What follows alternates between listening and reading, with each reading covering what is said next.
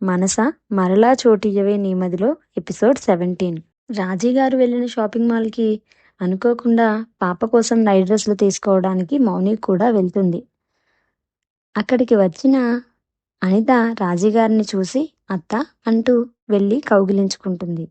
అత్త, చిన్నబావని నాకిచ్చి పెళ్లి చేస్తానని చెప్పి ఇప్పుడు అదెవరితో బిడ్డతో రాగానే నన్ను కాదంటున్నారు.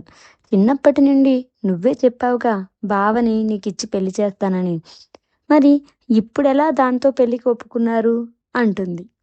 మాకు కూడా తెలియదు అనిత, వాళ్ళిద్దరూ పెళ్లి చేసుకుని దండలతో వచ్చారు. మొదట చాలా కోపం వచ్చింది. ఊరు పేరు తెలియదాన్ని తెచ్చి ఇంటికోడని చేశాడు అని అంటారు. ఆ మాటలు విన్న మౌని అక్కడి నుండి బయటికి వచ్చేస్తుంది. మౌని స్కార్ఫ్ కట్టుకోవడం వల్ల వాళ్ళకి తెలియదు. ఆ సంఘటన గుర్తు చేసుకొని, ఆ రోజు నువ్వన్న స్థాయి ఇప్పుడు కూడా మన మధ్య అడ్డుగానే ఉంది ప్రశాంత్ అనుకుంటూ గట్టిగా ఏడుస్తుంది మౌని. బయటికి వచ్చిన ప్రశాంత్కి మౌని ఏడుపు వినిపిస్తుంటే, ఏం చేస్తే మళ్ళీ నీ మనసులో చోటు సంపాదించగలను మౌని అనుకుంటూ బయటికి వెళ్ళిపోతాడు. దూరంగా పార్క్ కనిపిస్తే చూస్తూ కూర్చుంటాడు. కొంతమంది జంటలుగా వస్తే అక్కడక్కడ చిన్నపిల్లలు గుంపులుగా ఆడుతూ కనిపిస్తారు. ఒకప్పుడు ఇలాగే మౌనితో పార్కులు, బీచ్లు ఎంతో సంతోషంగా తిరిగిన సందర్భాలు గుర్తొస్తాయి. దూరంగా ఆడుకుంటున్న సిరి ప్రశాంత్ని చూసి డాడీ అంటూ పరుగున అతని దగ్గరికి వచ్చి హత్తుకొని స్లైడర్ దగ్గరికి తీసుకెళ్ళమని అడుగుతుంది. సుభద్రమ్మ గారు విచారంగా ఉన్న ప్రశాంత్ ముఖం చూసి ఇంటి దగ్గర మళ్ళీ ఏదో గొడవ జరిగిందని ఊహించి, చూడు ప్రశాంత్, మౌని తల్లి లేకుండా సవతి తల్లి దగ్గర ఒంటరిగా ఎన్నో కష్టాలు పడింది. అందరి ప్రేమను పంచుతావనుకున్న నువ్వు కూడా మోసం చేసి దూరం అయ్యేసరికి అందరి మీద, ముఖ్యంగా ప్రేమ పెళ్లి మీద నమ్మకం పోగొట్టుకుంది. తను ప్రెగ్నెన్సీలో కూడా నేను తోడుగా ఉన్నా సరే ఒంటరిగానే తన మనసులో ఫీల్ అయ్యేది. చుట్టూ ఉన్న మనుషులు కూడా తన ఒంటరితనాన్ని చూసి అలుసుగా తీసుకునేవాళ్లే. తను చాలా డిప్రెషన్లోకి వెళ్ళిపోయింది. కానీ సిరి కోసమైనా తను మనసు మార్చుకోవాలని నిర్ణయించుకుంది. తను కోపంలో ఏమన్నా కూడా పట్టించుకోకు అని చెప్పి తనకి ఆలోచించుకోవడానికి టైం ఇవ్వాలని అనుకుని, సరే చాలా టైం అయింది, ఇంకా నేను వెళ్తాను అని సిరిని పిలుస్తారు. మీరు వెళ్ళండమ్మా, నేను కాసేపు ఆగి వస్తాను అంటాడు ప్రశాంత్. ప్రశాంత్ సిరిని రమ్మంటే నేను డాడీతో వస్తానంటుంది సిరి. సరేనని ఆవిడ ఇంటికి వెళ్ళేసరికి మౌని ద్వారం దగ్గర ఉంటుంది. ఎవరి కోసం చూస్తున్నావు అని సుభద్రమ్మ గారు అడిగితే, అది మీకోసమే అంటూ తడబడుతూ చెప్తుంది. ప్రశాంత్ పార్క్లో ఉన్నాడు, సిరి కూడా అతనితో పాటే ఉంది అని చెప్పి లోపలికి వెళ్ళిపోతారు.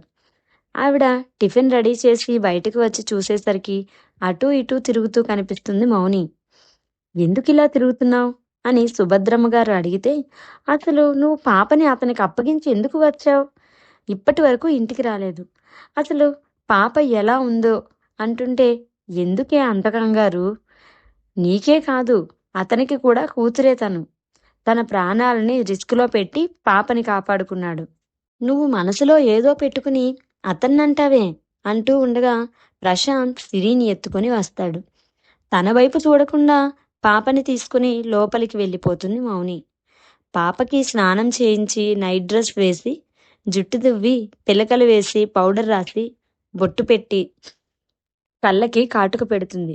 ఆ చిన్న కళ్ళు ఇంకా పెద్దగా కనిపిస్తాయి కాటుక పెట్టడం వల్ల. ఆకలి వేస్తుందా నా చిట్టి తల్లికి? తిందాందా అంటూ డైనింగ్ టేబుల్ దగ్గరికి తీసుకుని వెళ్తుంది మౌని. ఈలోగా ప్రశాంత్ ఫ్రెష్ అయి వచ్చి సోఫాలో కూర్చుని మౌని ఎప్పుడు సిరిని బయటికి తీసుకువస్తుందా అని వెయిట్ చేస్తూ ఉంటాడు.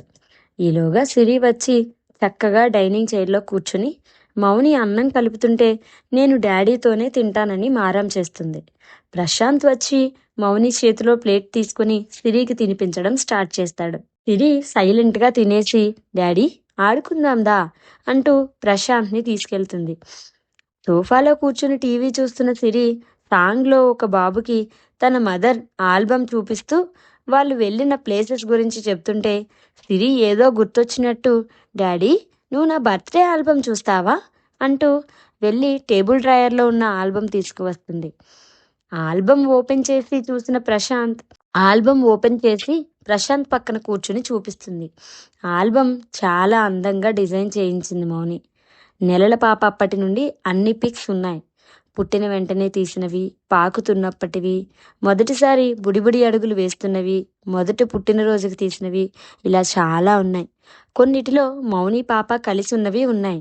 వాటిని తడుముతూ జీవితంలో నా ఈగోతో చాలా ప్రెషియస్ మూమెంట్స్ని మిస్ అయ్యాను అని ఫీల్ అవుతూ సిరిని దగ్గరకు తీసుకుని నుదుటిపై ముద్దు పెట్టుకుంటాడు ప్రశాంత్. కాసేపటికి సిరి వాటర్ తాగడానికి కిచెన్లోకి వెళ్తే సుభద్రమ్మ డాడీని డిన్నర్కి రమ్మని చెప్పు తల్లి అని సిరితో చెప్తుంది. సోఫాలో ఆలోచిస్తూ కూర్చున్న ప్రశాంత్ దగ్గరికి సిరి వచ్చి అతని షర్ట్ లాగుతూ డాడీ నాని పిలిచింది ఆమ్ తినాలని అంది. ప్రశాంత్ నవ్వుతూ పాపని ఎత్తుకుని వచ్చాడు. మౌని డైనింగ్ టేబుల్పై ప్లేట్స్ సర్దుతూ ఉంది. ప్రశాంత్ రాగానే రా బాబు భోజనం చేద్దాం, చాలా లేట్ అయింది అంటారు సుభద్రమ్మ గారు. ప్రశాంత్ వచ్చి పాపని వడిలో కూర్చోబెట్టుకుని చైర్లో కూర్చుంటాడు. మౌని నువ్వు కూడా కూర్చో, అందరం ఒకేసారి తిందాం అంటారు సుభద్రమ్మ గారు. లేదమ్మమ్మ, నేను ఫ్రెష్ అయి వచ్చి తింటాను, మీరు తినండి అని వెళ్ళిపోతుంది మౌని. ప్రశాంత్ని ఇందాక చాలా కోపంగా మాటలు అన్నప్పటి నుండి అతన్ని ఫేస్ చేయాలంటే ఏదోలా ఉంది మౌనికి. సిరి టీవీ చూస్తూ కూర్చుంది. సుభద్రమ్మ నిట్టూర్చి ప్రశాంత్కి భోజనం వడ్డించింది. ప్రశాంత్, నువ్వు మౌని మాటలు పట్టించుకోకు, ఇది మీ ఇల్లే అనుకో అంటూ భోజనం వడ్డించారు. కూర కలుపుకొని తింటూ చిన్నగా నవ్వుకుంటున్నాడు ప్రశాంత్. ఏమైంది నవ్వుతున్నావు అంటారు సుభద్రమ్మ గారు. అమ్మా, ఈ కూర మౌని చేసింది కదా అని అడుగుతాడు. హా అవును, ఏమైంది, ఉప్పు కారం ఎక్కువ వేసిందా అని అడుగుతారు సుభద్రమ్మ గారు. లేదు, చాలా చాలా బాగుంది. మీకు తెలుసా, ఈ కూర నాకు ఇష్టమని చాలాసార్లు వాళ్ళ పిన్నికి తెలియకుండా ఎక్స్ట్రా బాక్స్ తెచ్చేది నా కోసం. వాళ్ళ పిన్నికి తెలిసిపోతుందేమోనని చాలా భయపడేది. అయినా సరే వారంలో 4 రోజులైనా నా కోసం బాక్స్ తెచ్చేది. నేను ఒకసారి తనని శారీలో చూడాలని ఉందన్నానని ఎవ్వరినీ ఏమీ అడగని తను మొదటిసారి వాళ్ళ పిన్నికి తెలియకుండా వాళ్ళ నాన్నగారిని చీర కొనమని అడిగిందట. ఆయన కొనిచ్చారు కూడా. చీర అయితే కొనిపించుకుంది కానీ ఎప్పుడు కట్టుకుని నాకు చూపించాలో తెలియక చాలా రోజులు దాచి ఉంచింది. ఒకరోజు వాళ్ళ పిన్ని ఊరు వెళితే గుడికి వెళ్తానని ఇంట్లో చెప్పి చీర కట్టుకుని నా దగ్గరికి వచ్చింది. ఇద్దరం గుడికి వెళ్తే పంతులు గారు దీర్ఘ సుమంగళి భవ అని దీవించారు. అనుకోకుండా పంతులు గారు అన్న మాట త్వరగా నిజమవుతుంది, మనం భార్యాభర్తలం అవుతామని ఎంత సంతోషపడిందో. ఎంత అమాయకురాలో కదా. ఆ మూమెంట్స్ అన్నీ బ్యూటిఫుల్ మెమరీస్. అవన్నీ నా చేతులతో నేనే స్పాయిల్ చేసుకున్నాను. బాధతో అతనికి ముద్ద గొంతు దిగలేదు. ప్రశాంత్, ఒక్కోసారి అలా జరుగుతుంది. జరిగిన దాని గురించి ఆలోచిస్తూ ఉండిపోతే ముందుకు వెళ్ళలేం. నువ్వు తను కోరుకున్నట్లు మీరు భార్యాభర్తలయ్యారు. నువ్వు తను కోరుకున్నట్లు మీరు భార్యాభర్తలయ్యారు. పెళ్లిలో చేసిన ప్రమాణం సాక్షిగా ఈసారి తన చేతిని వదలకుండా గట్టిగా పట్టుకో అని మౌని కోపంలో ఉంది. ఆ కోపంలో నీ పైన తనకున్న ప్రేమ కనిపించడం లేదు. గ్రహణం పడ్డప్పుడు లోకానికి వెలుగుని చల్లదనాన్ని ఇచ్చే ఆ చందమామ కూడా కనబడకుండా దాక్కుంటుంది కదా. ఇప్పుడు మౌని మనసు కూడా అలానే ఉంది. తన మనసుకైన గాయం అంత త్వరగా తగ్గదు. అప్పటి వరకు ఓర్పుగా ఎదురుచూడు. కాలం అన్నిటికీ సమాధానం చెప్తుంది. ఒక కిటికీ మూసుకుంటే సింహద్వారమే తెరుచుకునే అవకాశం వస్తుందట. అలాగే మౌని కూడా నిన్ను మరింత ప్రేమతో దగ్గరకు తీసుకునే రోజు వస్తుంది. బాధపడకు అంటారు సుభద్రమ్మ గారు. ఆ రోజు కోసం నా జీవితం అంతా ఎదురు చూస్తానమ్మా అని చేతులు కడుక్కుని లేచి వెళ్ళిపోతాడు ప్రశాంత్. బయటకు వెళ్ళి ఆకాశంలోకి చూసిన ప్రశాంత్కి మబ్బుల చాటున దాగి నెమ్మదిగా బయటికి వస్తున్న చంద్రుడు కనిపిస్తాడు. నువ్వు కూడా నాతో ఇలాగే దోబూచులాడుతున్నావు కదా మౌని అనుకుని నవ్వుకుంటాడు.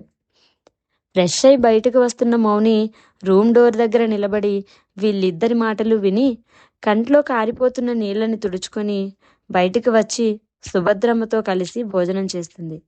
పాప ఆడుతూ ఆడుతూ ప్రశాంత్ భుజం మీదనే నిద్రపోతుంది. పాపని తీసుకుని వెళ్ళి బెడ్ మీద పడుకోబెట్టి బయటికి వచ్చి చూస్తే సుభద్రమ్మ గారు లేరు. షింక్లో గిన్నెలు కడుగుతున్న మౌని దగ్గరికి వచ్చి చూసి ఇప్పుడు ఏం మాట్లాడినా మార్నింగ్ లాగే రియాక్ట్ అవుతుందేమోనని సైలెంట్గా రూమ్లోకి వెళ్ళి పాప పక్కన పడుకుంటాడు. అన్నీ సర్దేసి డోర్స్ క్లోజ్ చేసుకుని వచ్చి పాప పక్కన నిద్రపోతున్న ప్రశాంత్ని చూసి నువ్విక్కడ పడుకుంటే మరి నేనెక్కడ పడుకోవాలి, లే ముందు అంటుంది మౌని. ఇంకా బెడ్ మీద చాలా ప్లేస్ ఉంది, నువ్వు కూడా పడుకో, నాకేం అభ్యంతరం లేదు అంటాడు ప్రశాంత్. నేను పడుకోను, నువ్వే కింద పడుకో అంటుంది మౌని. నాకు అలవాటు లేదు, నేను కింద పడుకోలేను అని కళ్ళు మూసుకున్నాడు ప్రశాంత్.